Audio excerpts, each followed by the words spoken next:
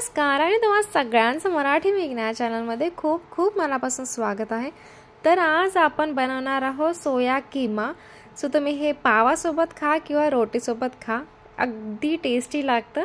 So त्यासाठी तर मी एका पातेल्यामध्ये त्याच्यामध्ये पाणी गरम केलेलं आहे, त्याच्यामध्ये सोया चंक्स टाकून 7 ते 8 मिनिट इथं छान असं शिजवून घेतलेलं आहे। नंतर आपल्याला काय करायचं आहे, पूर्ण जे सोया चंक्स जे आहेत त्याला पाण्यातून काढायचं आहे आणि छान असं स्क्वीज करून मिक्सरच्या भांड्यामध्ये टाकायचं आहे आणि छान अशी पावडर बनवून घ्यायची आहे। तर चला इथे आपण मसाला बनवायला घेऊया। सो त्यासाठी इथे घेतलेला आहे कढईमध्ये तेल। इथे मी अंदाजे घेतलेला आहे, तुम्हाला जेवढं तेलवाली भाजी आवडते तेवढं तुम्ही टाकू शकता। सो इथे मी 2 ते 3 चमचे तेल टाकलेलं आहे अंदाजे। सगळे खडे मसाले टाकलेले आहेत आणि एक मीडियम साईजचा कांदा घेतलेला आहे।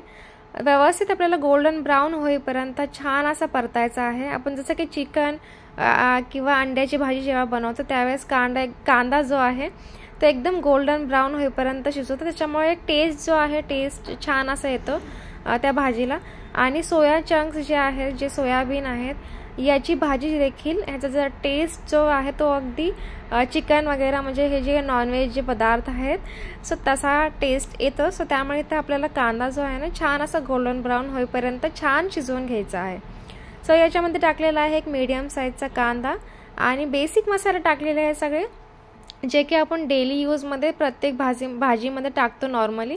सो तेच बेसिक मसाले टाकून आपल्याला हे सोया कीमा बनवायचा आहे आणि एकदम टेस्टी, एकदम भन्नाट असे टेस्ट लागते। सो नक्की ट्राय करून पहा तुम्ही देखील ही रेसिपी। सो इथे मी टोमॅटो शिजवला आहे आणि आता आपण इथे मी 2 चमचे दही घेतलेला आहे, त्याच्यामध्ये टाकलेला आहे लाल मिर्च पावडर, थोडंसं धनेपूड आणि थोडीशी हळद। आता आपल्याला हे दही जे आहे या मसाल्यामध्ये टाकायचं आहे आणि दही टाकल्यानंतर गॅस जो आहे मंद आचेवरती ठेवायचा आहे आणि कंटिन्युअसली आपल्याला हे हलवत राहायचं आहे, नाहीतर दही जे आहे की फाटलं जातं आणि भाजीचा जे टेस्ट आहे ती पूर्ण बिघडते। किंवा तुम्ही ते दही टाकल्यानंतर 5 मिनिटासाठी गॅस बंद करून हलवत राहिलं तरीही चालेल।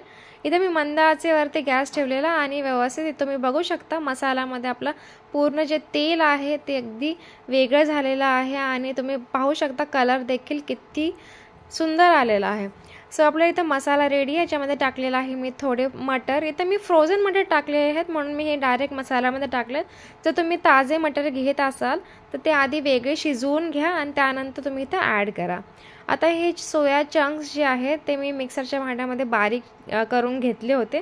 सो ते इथं टाकायचं आहे आपल्याला आणि व्यवस्थित मिक्स करायचं आहे आणि इथं आपल्याला आता करायचं ॲड पाणी। तर इथं थोडंसं कोमट पाणी करून घ्या आणि ते ॲड करा, म्हणजे भाजीची जी टेस्ट आहे ना ती वेगळीच लागते गरम पाणी टाकल्यानंतर भाजीमध्ये आणि कलर देखील अगदी सुरेख येतो। सो थोडासा मी गरम मसाला देखील इथे ॲड केलेला आहे, अगदी अर्धा चमचा गरम मसाला आणि थोडंसं पाणी ॲड केलेलं आहे आणि झाकून ठेवायचं आहे आणि छान असं शिजवून घ्यायचं आहे। 7 ते 8 मिनिट आणखीन आपल्याला इथं शिजवून घ्यायचं आहे व्यवस्थित। आणि तुम्ही बघू शकता पाणी आटत गेलेलं आहे आणि इथे थोडंसं मी टाकलेलं आहे बटर।